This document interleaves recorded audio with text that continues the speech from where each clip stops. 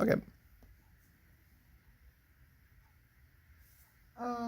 Tell me a story about a special memory about your family as a kid. A special memory. A gory one or a funny one? Whatever comes to mind. I think one of the funniest ones, we took a trip to Lake Tahoe. My family, well, it was just mom and dad and I, and my sister was gone. She'd been already got married, but we rented a boat with a glass bottom on it, and you could go back in those days. You could see 100 feet down, but now I think it's just so much stuff. Too much crap. You can't see 10 feet now. But anyway, you'd look at the glass bottom boat and you could see fish and stuff. Mm-hmm.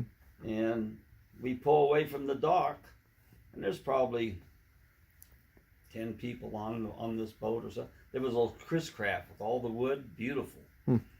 And boy, I can remember looking down. It's the first time I was ever on a boat, and we weren't from here to Valley Street. And I'm looking down through that glass bottom, and I got so sick. I thought I was gonna die. And I hurried up and reached over the side and just bringing up everything, man. I was so sick.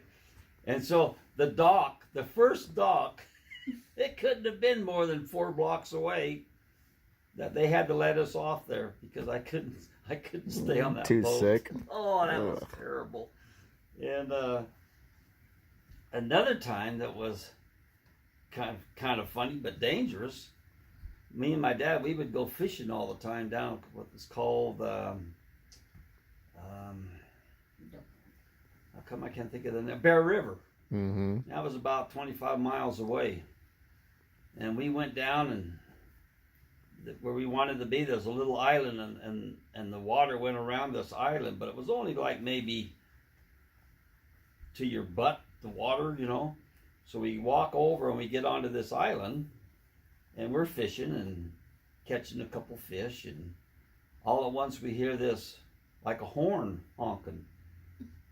And there's a sign down by the road. If you hear this horn honk, you're supposed to get out of the river, because upstream is a dam. Well, every once in a while they open the dam up to let the water out faster, let more water down. Well, we were on that island, and we heard that horn. My dad says, "Come on, Butch, we better get out of here." And we had to go, maybe 25, 30 feet to get across the river. And as we're starting, the water is moving. I mean, it's coming up like that. It's not coming up slow. It's coming up fast. And it's like beating us down. Well, I didn't weigh 80 pounds soaking wet. And I thought I was going to get washed away. And my dad grabbed me, put me on his shoulders, and we started walking across. And when we got to the other side, all I could see of my dad was his head. That's how close.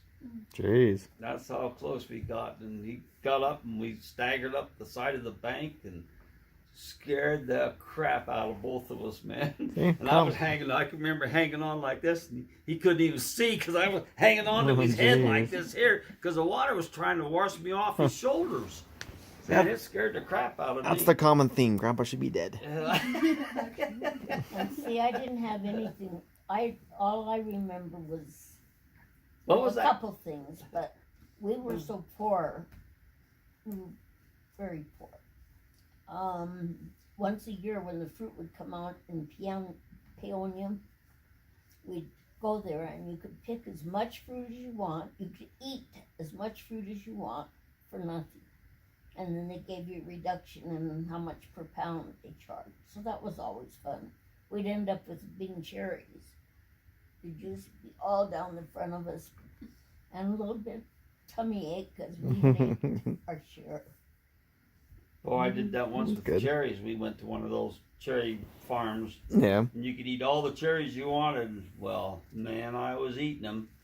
I'm telling you, I had the GI blues, I think, for 3 days after that. I never ate so many cherries and didn't stay on a pot so long in my life. Oh, that was bad. I think one of the funniest things I ever did something like that. Hey, we got two of them running around out there. You see the birds going after those? Oh, yeah. The birds are going after that. Oh, it's After better now, those. but it was coming up. What do you call it? The squirrel, and then the squirrel turns around and goes after the birds. There's two of them, two little Two ones. of them, yeah, they're going Yeah. up the tree. That But- one was big. We went to a Just green olive place one time. Yeah, they're having a good time up there. We went to a green olive. You know those big green olives? How good they are. You know, you like green olives? I have. You like black ones, don't you? Yeah. I like the green ones with the red center in them. You know, they put that whatever it is. And this one time we went to an olive place. Well, I thought they were going to taste like that. And I was probably about 9, 8, somewhere around in there. Anyway, here's all these great big green olives, you know, all these trees, and they look so good. Well, I thought I was going to taste like the one you find in the bottle. So I picked it off and stuck it in my mouth, and I bit down on it. Well, it was so sour, and it puckered me up. I couldn't even talk for 5 minutes. And I remember my dad and mom, they laughed so hard. And I said, well, I thought it was going to taste like an olive with that vinegary stuff. And anyway, don't ever eat an olive off a tree, I'll tell you, a green one. Sounds gross.